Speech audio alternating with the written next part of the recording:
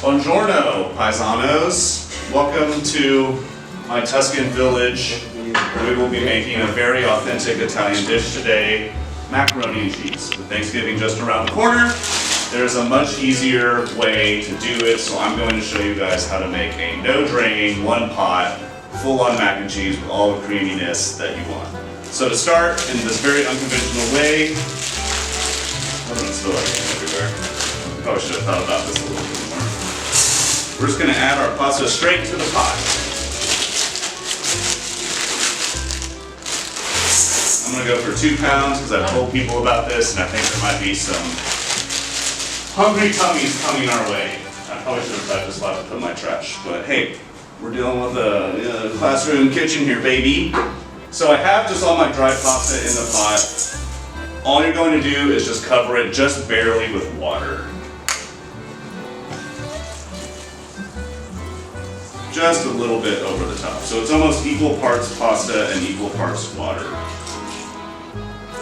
That looks fine.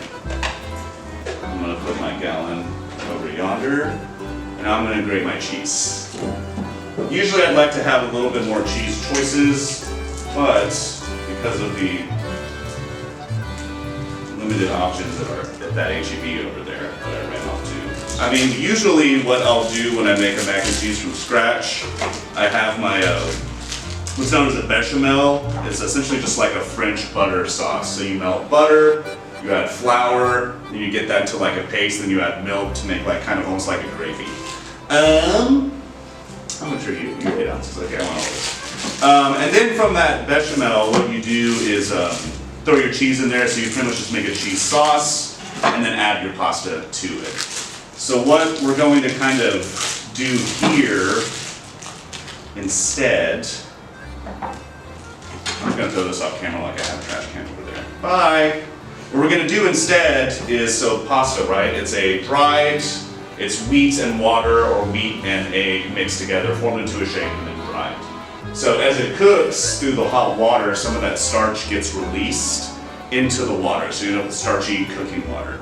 So if you have just enough water to cook it, then all of that water will slowly start to absorb and create like a nice kind of creamier sauce. So that's what we're going to do. We've grated our cheese. We're going to slowly boil the pasta until it gets to what we call al dente, which still has a little bite in it. Because there's just enough water to cover it, I'm just going to kind of stir it around as it goes. Once it gets to a boiling point, I'm going to let it go for like 6 minutes or so. Hopefully. I plugged this thing in and I tried just boiling water with it for a second. It seemed to go all right. Oh, I forgot a little salt.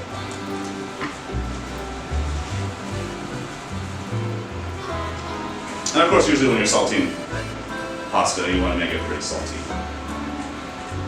Now I'm realizing I probably should have started this while I was grating the cheese. But whenever you're working in a new cooking environment, you never know whether something's going to be very fast, something's going to take a while.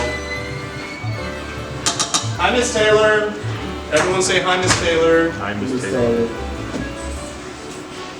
You're fine. You don't have to whisper. This is the dead zone with the recording while I'm waiting for my water to boil. I remember, so Miss Taylor you're technically a first-year teacher like me. Do you want to come be my guest spot for a second? Sure. Everyone, welcome to the stage, Miss Taylor. Mamma mia, isn't she a spicy meatball? Welcome. So I remember when we were at our orientation before school started, you mentioned that you had a killer mac and cheese recipe. Yes, I'm amazing mac if I do say so myself. What cheeses do you use? I use Gouda, I use sharp cheddar, I use Colby Jack, Monterey Jack. Damn. I use a mild cheddar. I use a little bit of mozzarella. That's like 6 cheeses. Yeah. And cream too. Cream helps. God bless America. That's great. So I'm introducing a technique that I learned several years ago. I think it actually got popular on TikTok like a year or so ago, where you don't drain it at all. Oh, It's all in the same pot. So you have your pasta that we have in there right now. It's slowly being brought to a boil with these weird burners that were in my classroom. But you put just enough water to cover it. and then you bring it to a boil. You cook it for about 6 minutes till it gets al dente, and all of the starch, you can even see all the starch, starts to thicken the liquids. And the key thing is adding evaporated milk, Okay. because all of the, essentially most of the like water liquid in here has been evaporated, so all the proteins in there will help kind of get it thick and creamy.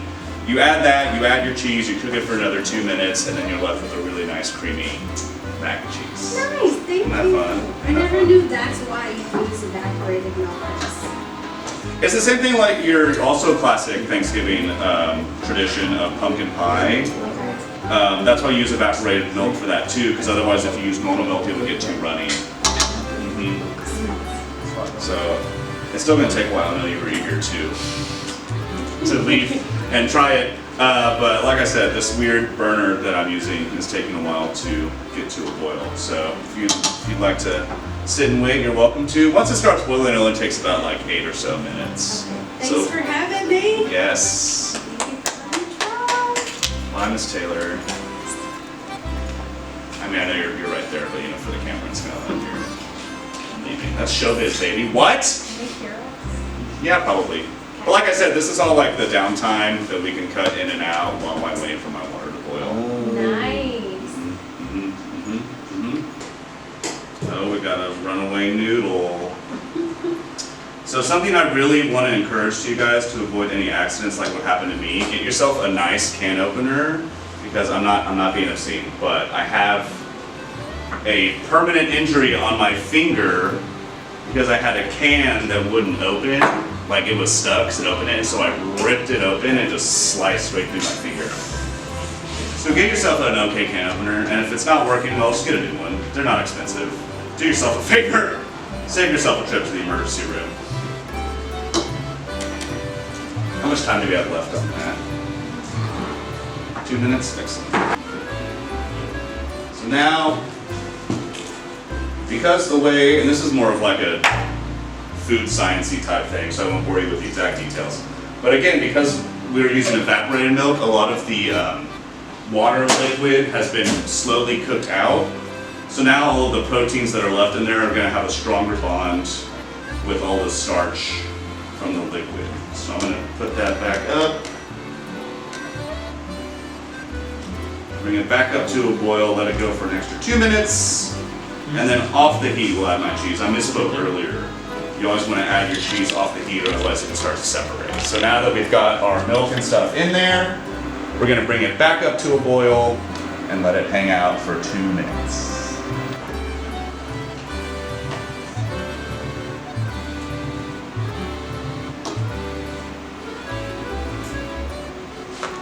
Alright, I might actually, you guys can probably go ahead and kill those timers, because I think I'm actually just going to turn this off and add my cheese.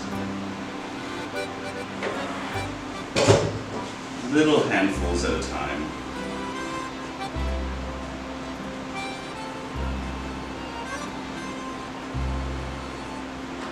Oh yes, oh yes.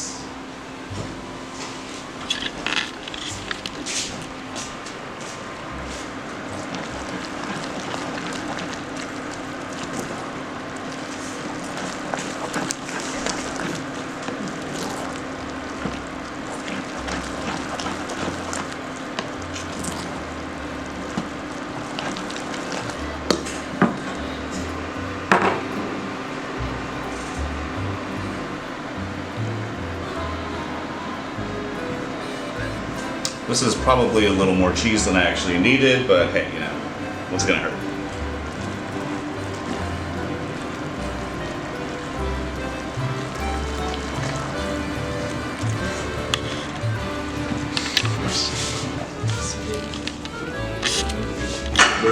Huh? Is the mac and cheese ready? Oh my god. I mentioned this idea to like 2 people and it spreads around here like wildfire. Taylor, who did you tell? Huh. I'm just kidding.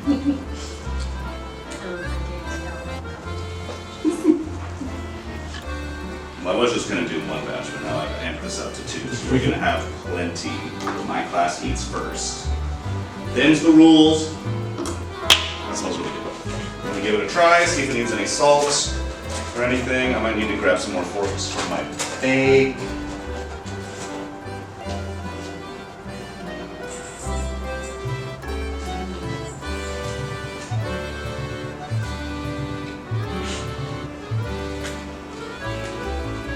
Just a little bit more salt. I'm gonna find a quote. I know people say that's fire. Do people still say that? That's fire.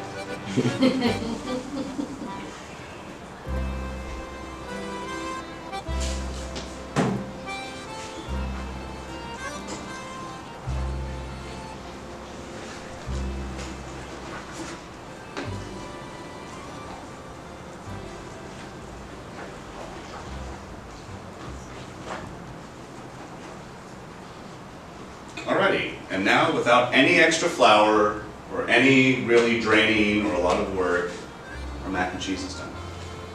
Thank you guys.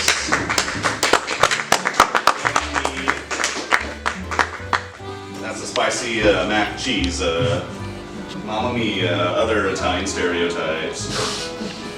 I guess we'll see what cooking segments will look like in the future, but thanks for tuning in.